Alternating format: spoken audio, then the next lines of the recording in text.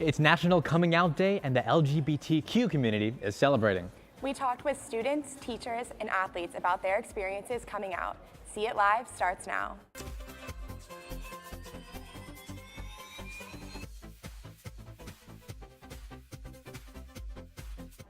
The LGBTQ community is out in force today to celebrate their Day of Courage. Good evening, I'm Charlotte Scott. And I'm JP DeBoo. For many students, the day they came out is always a day they'll remember.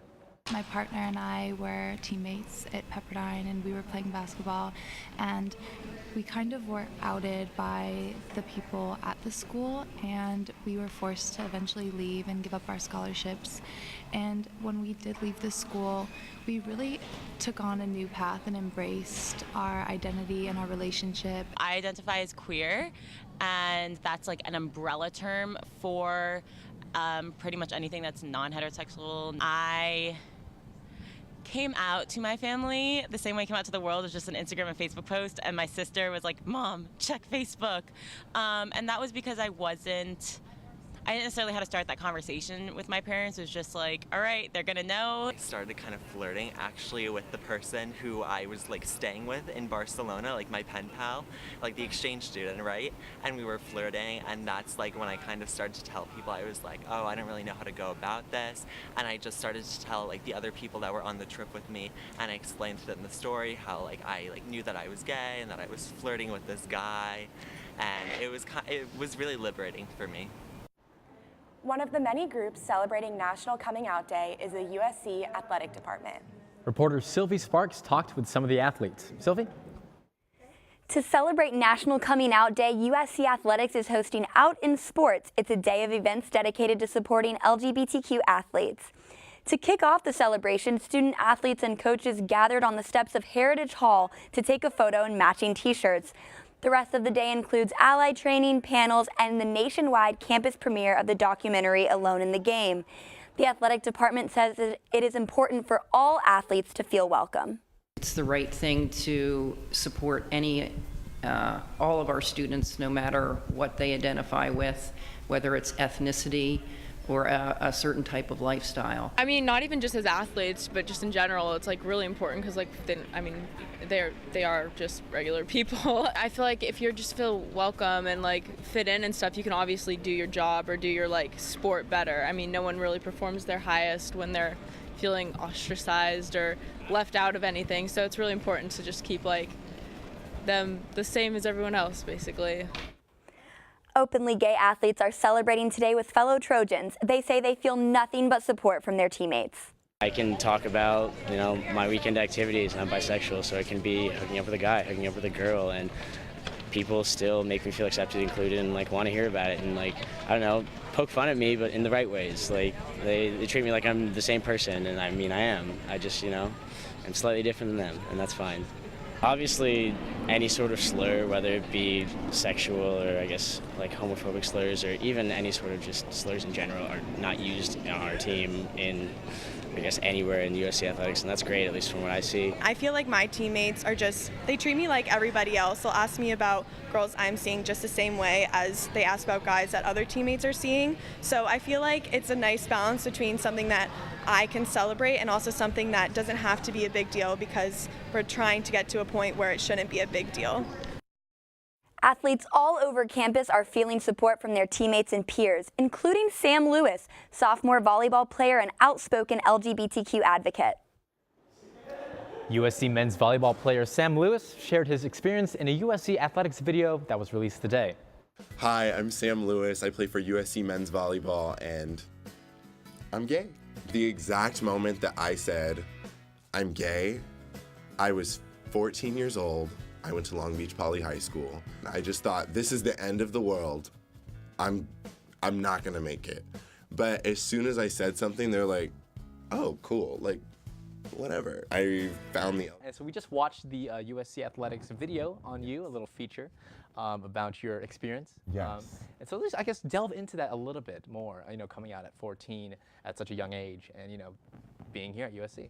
It was definitely, it was a strenuous and difficult situation to kind of go through it at such a young age. And I think that that is what has turned me into the person I am today when it comes to being so vocal about, I don't mind being the only gay athlete on my team. I don't mind going out and people, they'll bash, they'll say mean things on the sidelines and things like that, but that's you, that's your insecurity. I live in my truth, and I'm so happy that I got to this point at such an early age, and I'm gonna continue living that truth forever. And I think to all those people that are out there at USC, I think we need to have more understanding and realize that there are people out here like myself who will support you no matter what. And shoot, if nobody else loves you, I'll love you. LGBT youth face many obstacles at school and in relationships. According to data from the Centers for Disease Control, almost 1/3 of lesbian, gay, and bisexual youth attempt suicide at least once. Over 30% of LGBT youth experience bullying at school. 18% were forced to have sex, and 18% also said they experienced physical dating violence. I spoke with one educator about mental health among young LGBTQ people. Mental health is very important, and in many cases how it's affecting not only the mental health of the individual, but physically, emotionally, spiritually, and also their schoolwork. A lot of them are dropping out of school or just don't want to attend. The worst thing that can happen is individuals feeling depressed and not supported and feeling alone, and so trying to commit suicide. In many cases, either cutting themselves or, overdosing or committing suicide just because they get to a point where they just feel like nobody's there to support them. Castillo Alvarado said 40% of LGBTQ youths are homeless because they aren't accepted at home. Mi Centro has a program called PFLAG, which stands for Parents for Lesbians and Gays. He also said a big part of what he does involves explaining what being LGBTQ means and helping parents understand what their child might be going through. At USC, there are many LGBTQ resources and support organizations available to students. Organizations include the Medical Gay and Lesbian Association and Outreach, a club that dedicates their time to the outside LGBT community through service. Queer Cut is for students within the School of Cinematic Arts. Other clubs include the Queer People of Color Club, Society of Queers and Allies in Dentistry, and the Queer Policy Caucus. There is also a Queers in Engineering, Science, and Technology. Rainbow Scholars are a residential community linked with the Queer and Ally Student Assembly. There is also a transgender advocacy group, also known as TAG. We talked with the president of the Marshall LGBTQ organization called Spectrum SC. Have an event, not just for Coming Out Day, but professionals from KPMG are coming out today to talk to people about how their experiences really contribute as an LGBTQ identifying member. I think that it's really enlightening to see and relieving also to hear from consulting professionals or people in more of these traditional roles to know that they're doing well and even better because of their diverse backgrounds and perspectives. USC's LGBTQ Resource Center is also part of the support system available for students. Students can come to their center when they need help or a safe space. Located at the Student Union building on campus, the Resource Center has been providing their clients with programs, counseling, and other services since 2005. There's still a lot of folks who currently or for the rest of their lives will live in the closet and not be able to be who they are. Anyone is welcome to participate for the most part, and so we do have a lot of students who will participate in our peer mentoring program, as well as our drop-in support hours. LGBTQ support programs include peer mentoring, identifying suicidal signs, support groups, hotline information, and discrimination support. The center also has services specifically designed for students of color and international students. The university has a history of trying to support the LGBTQ community. In 1990, it initiated OutList, which lists names of supportive students, faculty, staff, and alumni. The school has gender-neutral restrooms throughout the campus. There is also gender-inclusive housing called the Rainbow Floor. The residential hall has single-person restrooms and shower facilities. Today, Entercom and its radio affiliate 97.1 is launching Out Now. It's an LGBTQ radio network dedicated to celebrating with their community. The show kicked off today with a live day-long broadcast from the Abbey in West Hollywood. An Out Now producer and programming assistant talked about what makes it so unique. Well, it's crazy because there are not too many LGBTQ plus radio stations, and I think one thing that's really important to note too is that we're not just here in LA, we're all over the country, and that way we can reach a much wider audience. Out Now is a source for news, talk, and music that's geared toward the LGBTQ community. Radio personality Allie Johnson talked about National Coming Out Day and what Out Now Radio means to her and the community. So National Coming Out Day for me, I mean, I came out a long time ago. I didn't even have to come out, but I love celebrating this day because I want people to feel free to express themselves and to tell the world who they are. And it's like almost like this day isn't even about acceptance. It's about empowerment. It's about just sharing with the world who you are. And I love that I get to do that and be a part of this radio station and the new launch of this incredible programming, which is new and different and needed. Well, another community is having a big celebration for National Coming Out Day. We go live now to the Pasadena City Library in Old Town, where Annenberg Media's own Madeline Audley joins us. Maddie, what's the latest? Thanks, guys. Well, I am so excited to be at Pasadena Central Library, where the city is hosting its 3rd annual National Coming Out Day celebration. As you can see behind me, we're still setting things up. This event officially begins at 6:30, but if you can hear it, music is already playing. Games will be played later tonight, and if you pan over this way with me, you can see there's some tables out here. There's going to be resources available, mental health resources, physical health resources, even HIV testing. I spoke with some of the event organizers earlier this evening about why it matters to them. This day nationally is just so important because it really just, especially in a time that we're living now, it shows that we're still strong and we can get through anything.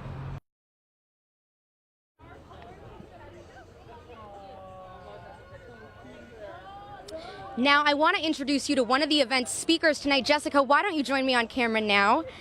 Jessica, you're speaking tonight, sharing your own coming out story. Why? Why are you sharing tonight? Well, I'm also the president of the San Gabriel Valley LGBTQ Center and the SGV Pride Festival, and so my whole mission is basically visibility and letting people know that they're not alone, and sharing my experiences coming out at 15 and all the process to now, where I pretty much come out every day to people sharing my story. And why do you think events like this are so important for local communities? I think visibility is the #1 key, like in the San Gabriel Valley right now. There's not a lot of access, and people feel often like they're the only one in their neighborhood. So really, the more we're out and proud, the easier it is for people to be themselves. Great, well, wonderful. Thank you so much, Jessica, for joining me, and I hope you have a great speech tonight. Awesome. Thank you. And this event, if you want to catch it, is going to be going from 6:30 till 8 p.m. You've got plenty of time. There's a raffle, 2 free tickets to the Rose Bowl Parade, and it's welcome to all ages, and it's free. So if you want to come check it out, I'm going to be having lots of fun. I'm Madeline Audley at Pasadena Central Library, and I'll send it back to you. Thanks so much, Maddie. While the LGBTQ community might be able to marry their partners in Pasadena, there are still some countries around the world that aren't on board with same-sex marriage. According to Pew Research Center, 26 countries allow same-sex marriage. Roughly 2/3 of those are in Western Europe, and none are in Central or Eastern Europe. In the Asia-Pacific region, Australia is the only country to have legalized gay marriage, and South Africa is the only country in Africa. In the Americas, there are 5 countries outside the U.S. that also legally support gay marriage. Coming out has progressively changed over time. One archive director, Joseph Hawkins, talked today about the changes he's seen in the past 20 years.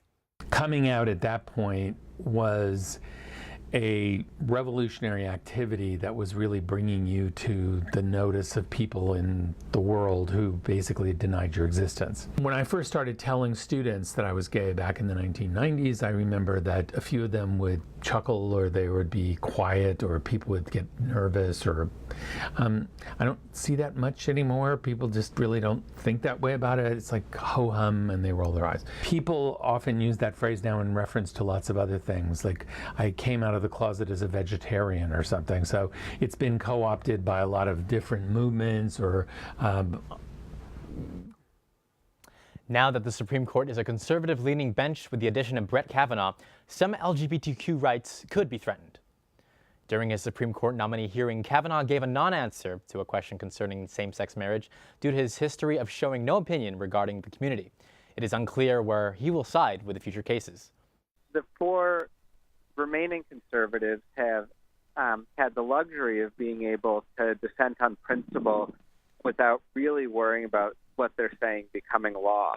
And realizing you're the swing vote, right, the deciding vote, can be sobering in some cases. It is uncertain where Kavanaugh will side with future LGBTQ cases, such like transgender people in the military and applying for civil rights protections and discrimination cases. Hundreds of thousands of Americans took to social media today to share their voices. Many recounted their own coming out story and others expressed their support. Many celebrities and organizations have taken to Twitter today to join the conversation. Those included are Ellen DeGeneres, Halsey, and USC Athletics. Ellen said, "Happy National Coming Out Day. Anybody?" Halsey said, "Your girl is out and proud." And finally, USC Athletics said on Twitter, "We proudly support all the LGBTQ members of the Trojan family. Fight on."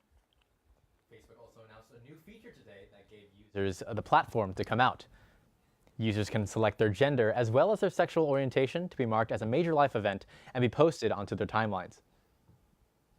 Facebook's Vice President Tudor Havrilik told NBC News, for the LGBTQ community, Facebook is a way for you to come out, celebrate your pride, and find support. Visibility is so important because it changes hearts and minds being LGBTQ when friends and families see us living our true lives. 230,000 tweets were posted with the hashtag National Coming Out Day. Over 6,000 people have tweeted with the hashtag #LoveIsLove. 10,000 people have liked the National Coming Out Day page on Facebook, and 416,000 posts on Instagram have the hashtag #LoveIsLove. It's so great to see all this support online. That's right. Well, I'll be looking forward to looking through my social media timelines. Me too. Yeah. Thanks for watching See It Live from everyone at Annenberg Media. I'm Charlotte Scott. And I'm JP DeBoo. You can watch us on the web at uscannenbergmedia.com. Good night.